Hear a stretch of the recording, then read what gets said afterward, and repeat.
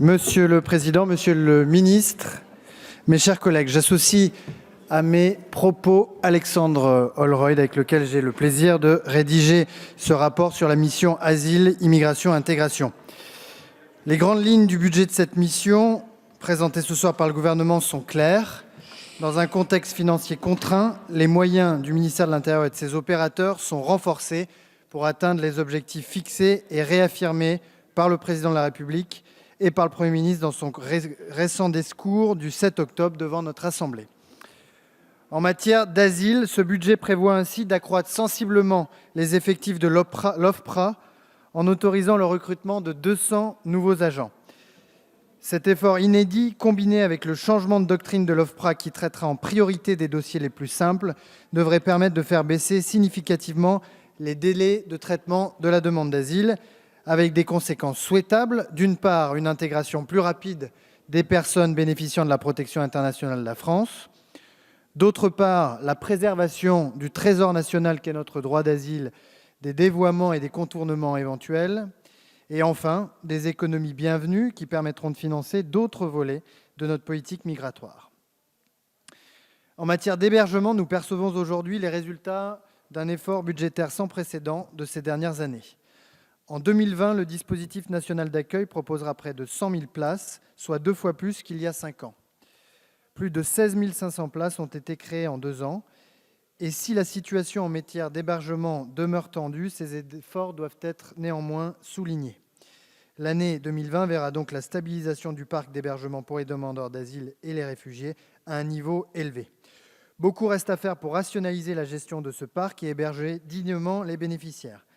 À cet égard, nous saluons la réorganisation des structures d'accueil et l'expérimentation réussie du conventionnement pluriannuel des UDA à 3 ans dans le Grand Est et le Centre Val-de-Loire, demandé par vos rapporteurs. En 2020, ce conventionnement pluriannuel, qui permet donc aux structures d'avoir une vue un peu plus longue sur leur budget, sera généralisé à l'ensemble des régions métropolitaines. En matière de lutte contre l'immigration irrégulière, le nombre d'éloignements forcés progresse de manière forte. En 2018, 15 677 éloignements forcés ont été réalisés en métropole, soit le chiffre le plus élevé depuis 10 ans. Ces résultats s'expliquent par l'augmentation du nombre de places en centre de rétention administrative depuis la fin 2017.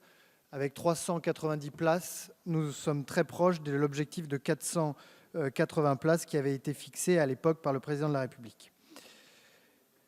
Ces résultats s'expliquent aussi par les premiers effets de la loi du 10 septembre 2018 et notamment l'allongement de la durée de rétention.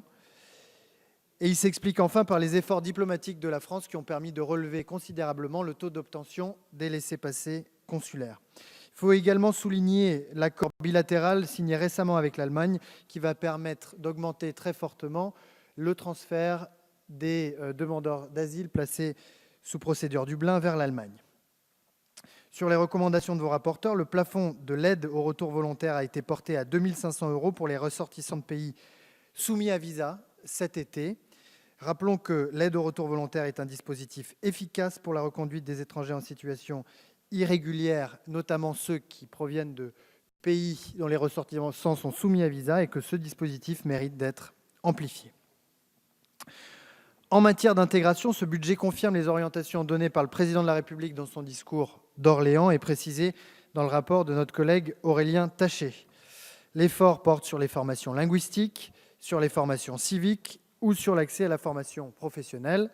Là encore, il reste beaucoup à faire, notamment en termes de simplification des dispositifs d'accès au marché du travail des étrangers, mais nous sommes sur la bonne voie.